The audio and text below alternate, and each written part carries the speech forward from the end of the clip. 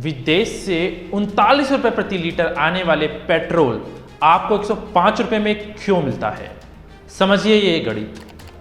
आप जानते हैं कि जिस पेट्रोल डीजल को आप 105 से 110 रुपए प्रति लीटर में खरीदते हैं, वह विदेश से केवल 39 रुपए प्रति लीटर में आता है। फिर ऐसा क्या हो जाता है कि वही तेल आपको 2 गुनों से भी ज्यादा दामों पर बेचा जाता है? नमस्कार, मैं हूं विशाल राजपूत और आप देख रहे हैं अखबार।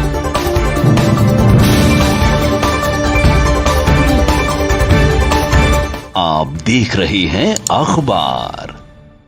पेट्रोल डीजल के बढ़ते दामों के पीछे की बड़ी वजह देश के कई राज्यों का लालच है।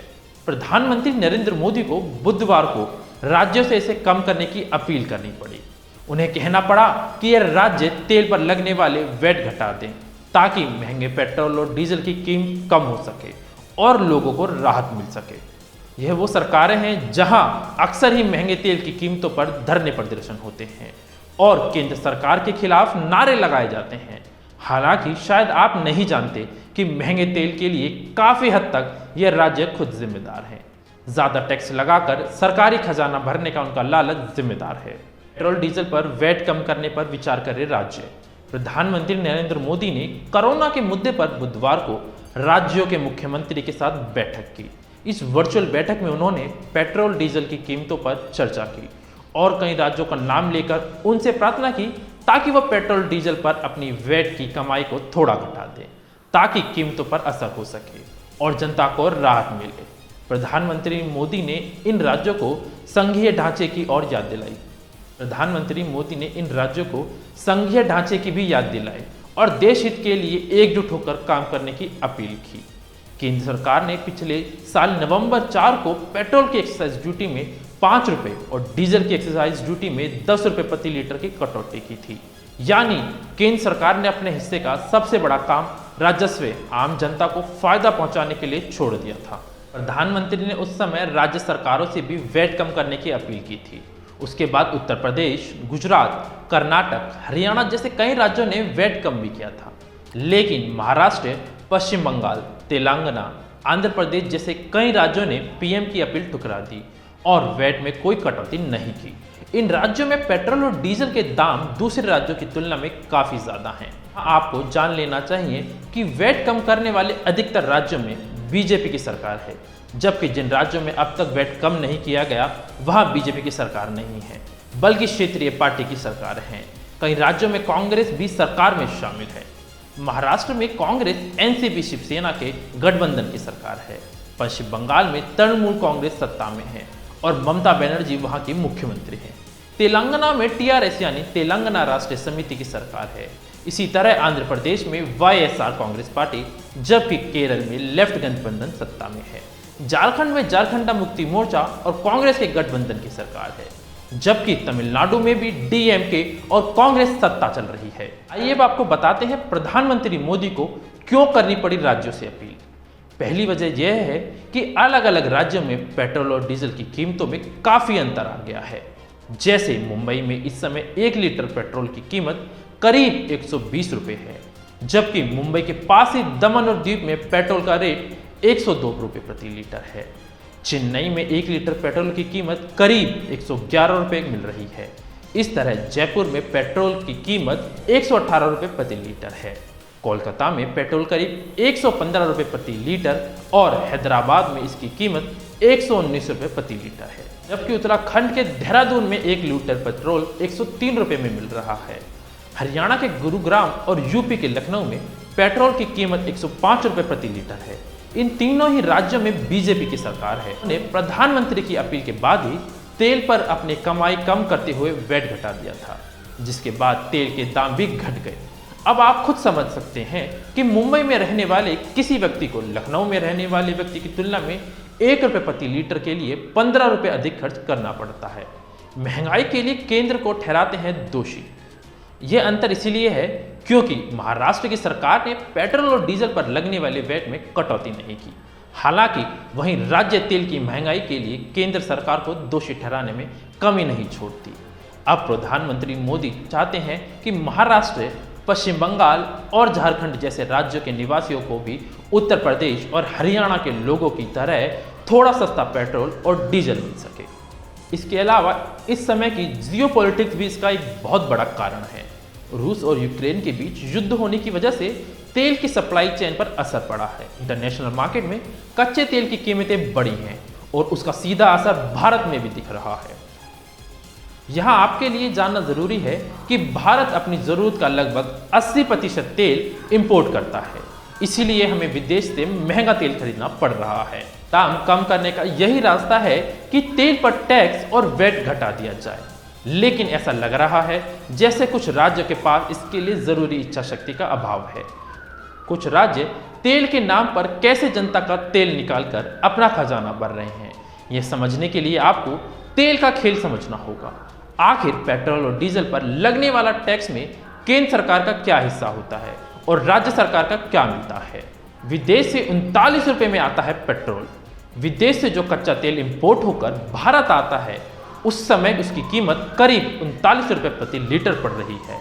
अब इस कच्चे तेल को रिफाइनरी में प्रोसेस करने और रिफाइनरी का मुनाफा जोड़ लेते हैं तो यह लागत करीब 7 रुपये प्रति लीटर बढ़ जाती है। रिफाइनरी से निकलने वाले पेट्रोल पर केंद्र सरकार 27.9 रुपये प्रति लीटर की एक्साइज ड्यूटी लगाती है। फिर इसमें 3.80 रुपये लीटर कमीशन जोड़ा जाता है। इसके बाद अब राज्य सरकार अपनी कमाई का इंतजाम करते हुए तेल पर वैट लगाती है। उदाहरण के लिए इस समय महाराष्ट्र में 1 लीटर पेट्रोल पर 32.19 रुपये वैट लिया जा रहा है। इस तरह मुंबई में 1 लीटर पेट्रोल की कीमत 120.47 रुपये हो जाती है।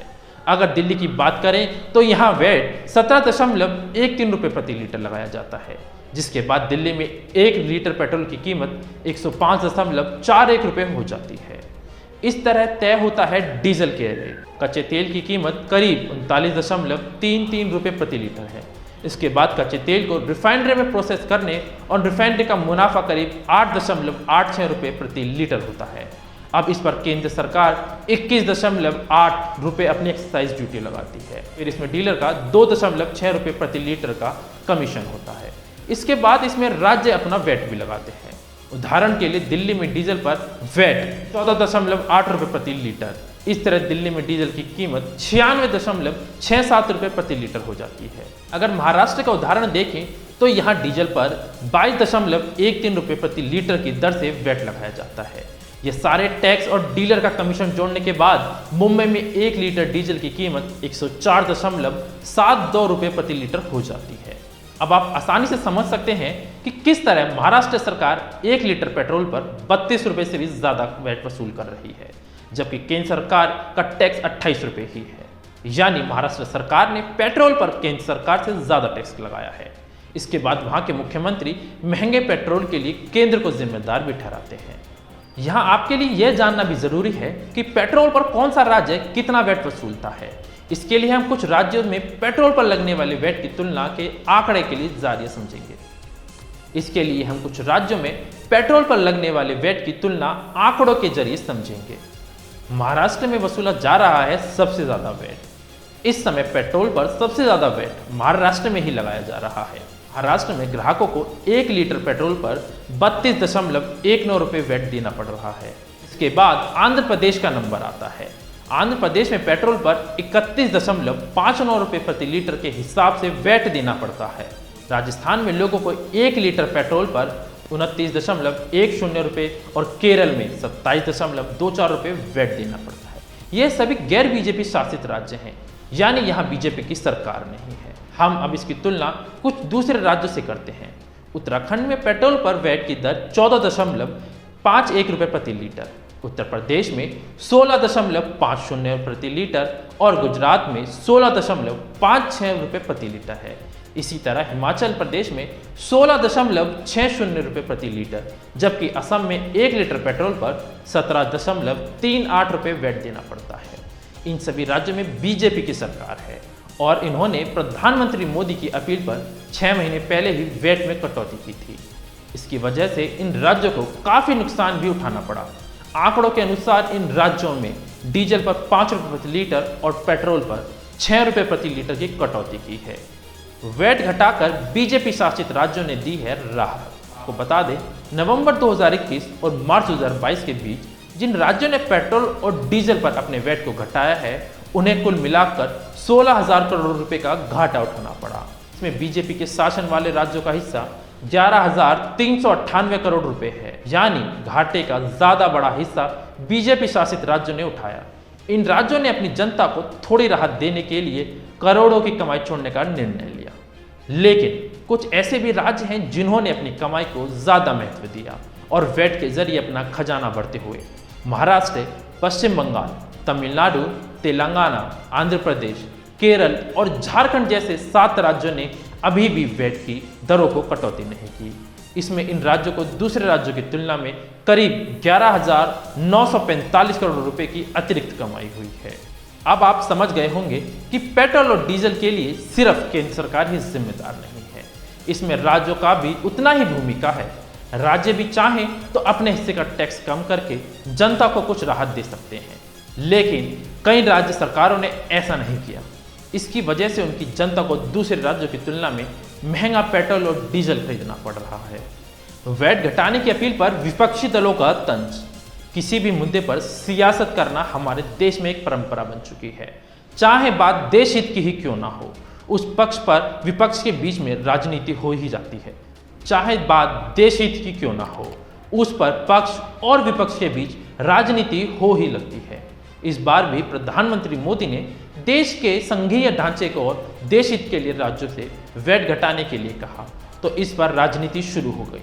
कांग्रेस समेत विपक्षी कई पार्टियां उल्टा केंद्र सरकार पर ही सवाल उठाना शुरू कर देती है। पीएम ने जिन राज्यों से वैट घटाने की अपील की थी उन्होंने भी केंद्र को ही जिम्मेदार ठहराया। महाराष्ट्र सरकार ने बयान जारी किया और कहा कि महंगे पेट्रोल और डीजल के लिए सिर्फ राज्य सरकार का वैट ही जिम्मेदार नहीं है। महाराष्ट्र सरकार ने नेचुरल गैस पर वैट कम करने की भी दलील दी है।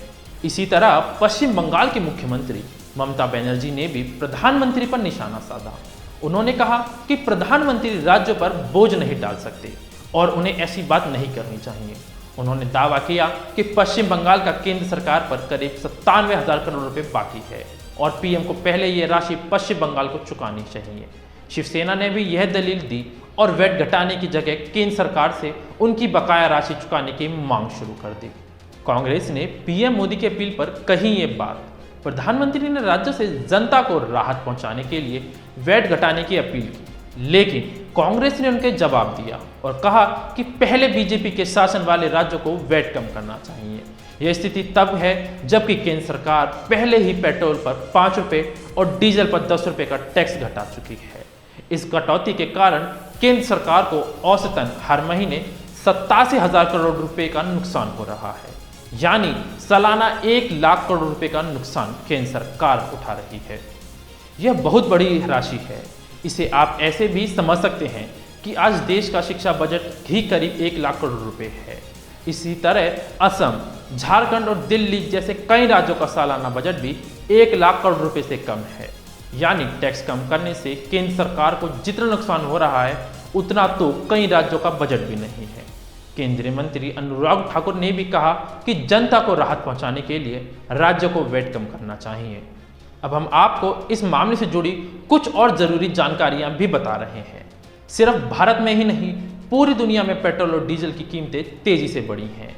केंद्रीय पेट्रोलियम एवं नेचुरल गैस मंत्री हरदीप सिंह पुरी ने राज्यसभा में जानकारी दी कि रशिया और यूक्रेन के बीच जारी युद्ध की वजह से कच्चे तेल की कीमतें तेजी से बढ़ी हैं और इसके बाद भी भारत में पेट्रोल और डीजल के दाम उस अनुपात में नहीं बढ़ाए गए।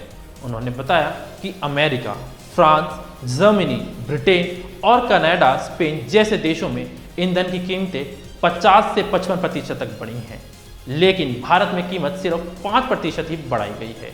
आपको बता दें, जरूरत का 80% तेल आयात करता है भारत। आपको जानना चाहिए कि भारत अपनी जरूरत का 80% कच्चा तेल इंपोर्ट करता है, यानी अगर विश्व में कच्चे तेल की कीमतें बढ़ती हैं तो उसका सीधा असर भारत के इंपोर्ट बिल पर भी पड़ता है। सरकार महंगा तेल खरीदने के लिए मजबूर हो जाती है। अप्रैल 2021 में जो कच्चा तेल $63.4 प्रति बैरल था, वो मार्च 2022 में $112.87 प्रति बैरल हो गया, यानी एक साल में कच्चे तेल की कीमत 78% की बढ़ोतरी हो गई। इसका सीधा मतलब यह है कि भारत को उतना ही तेल खरीदने के लिए 78% ज़्यादा भुगतान करना पड़ा। इसके बाद भी भारत में ईंधन की कीमतें दूसरे देशों की तुलना में काफ़ी कम हैं। अगर आप रुपए के हिसाब से देखें तो नीदरलैंड्स में 1 लीटर पेट्रोल की कीमत करीब 193 रुपये, जर्मनी में 171 रुपये, स्वीडन में करीब 178 रुपये, इटली में 151 रुपये, फ्रांस में करीब 146 रुपये और जापान में 104 रुपये से कुछ ज़्यादा है। जबकि भारत में अगर देहरादून का रेट देखें तो यहाँ 1 लीटर पेट्रोल की कीमत 103.18 रुपये ही है।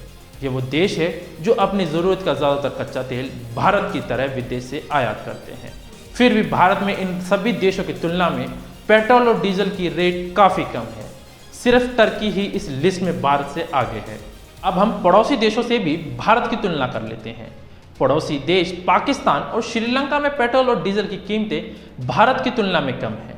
वहाँ की ये कीमतें कम इसलिए हैं क्योंकि वहाँ की सरकार ने अपनी जनता को खुश रखने और वोट बैंक के लिए टैक्स में काफ़ी कटौती की है, लेकिन इससे उनकी अर्थव्यवस्था पर बहुत खराब असर पड़ा है।